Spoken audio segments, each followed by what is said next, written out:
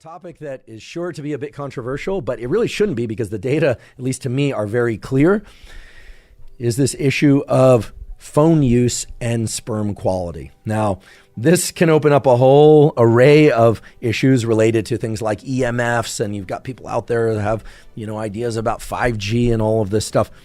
That is not what this discussion is about. The discussion I'm about to have with you relates to the fact that the electromagnetic fields and the heat-related effects of smartphones can indeed have a detrimental effect on sperm quality and, yes, indeed, on testosterone levels as well. I'm going to refer you to a paper. We will link it in the show note captions. The title of this paper is Effects of Mobile Phone Usage on Sperm Quality.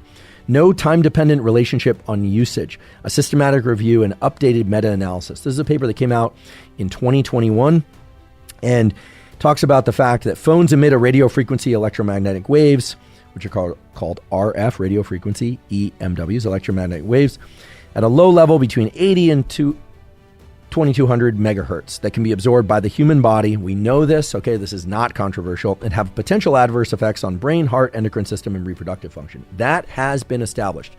Keep in mind, there is basically no controversy that radio frequency waves and EMFs can have a negative impact on biological tissues. The question is, how intense are those radio frequency waves and EMFs, and how detrimental are those on those biological tissues? Okay, it's a matter of degrees, but there is very little controversy as to whether or not they have an effect on biological tissues, and I'm aware of absolutely zero data showing that they can have a positive effect on biological tissues.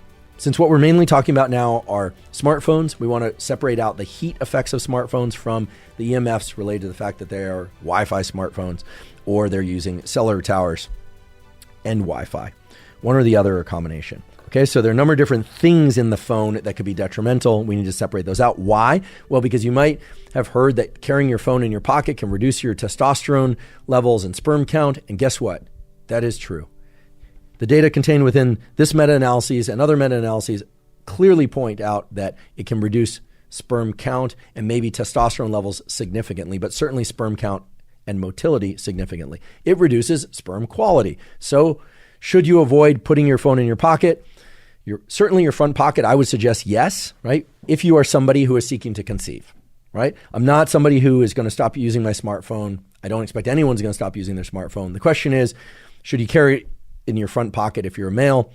I think to be on the safe side, the answer is probably avoid doing that too much of the time. Ideally, don't do it at all. Then people will say, well, what if I turn off the Wi-Fi or I turn off the cellular access? Then is it still a problem? Well, it's a problem due to the heat-related effects. And then people say, well, I don't actually feel the heat of the phone. It doesn't get that warm.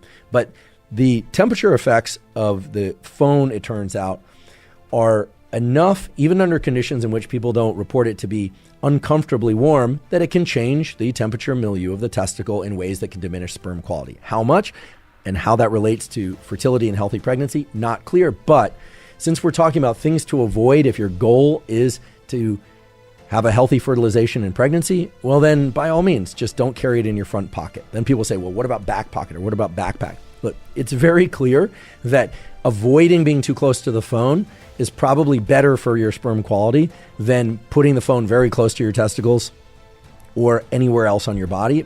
But it's also the reality that most people are going to carry a phone nowadays. All right, it's just the reality. I think the current estimates, and it's discussed in this paper, that 90% of the human population has a smartphone.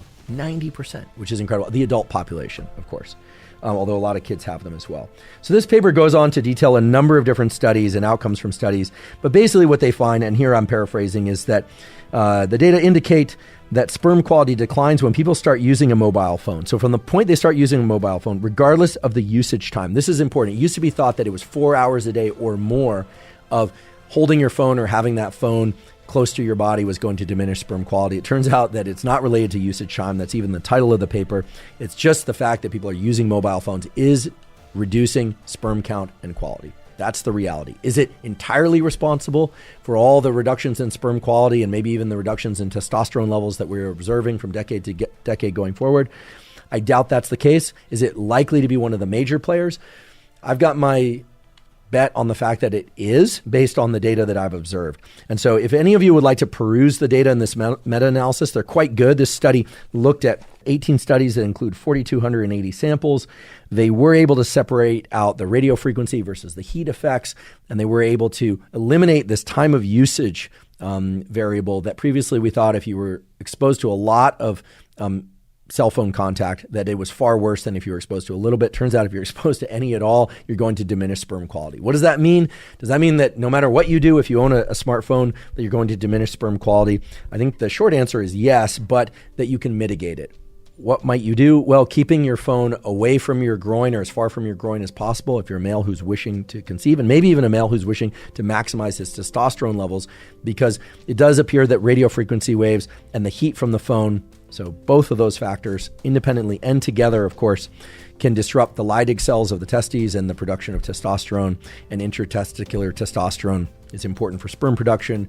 The exact biological variables leading to all these changes isn't exactly clear, but if you're like me, you say, okay, probably not a problem for most males to carry their phone, but probably best to not carry it in the front pocket, maybe even avoid carrying the back pocket as well. Again, in the future, we will have an episode all about Bluetooth. We'll talk about various aspects of EMFs. It's a super interesting data set, and it's a data set for which there's a ton of controversy. It's really interesting, however, and there are more and more quality data coming out all the time. And I think going forward, we are going to see that indeed there are some negative effects of smartphones related to both their radio frequency transmission and the fact that they generate heat. And in general, heat is not good for biological tissues.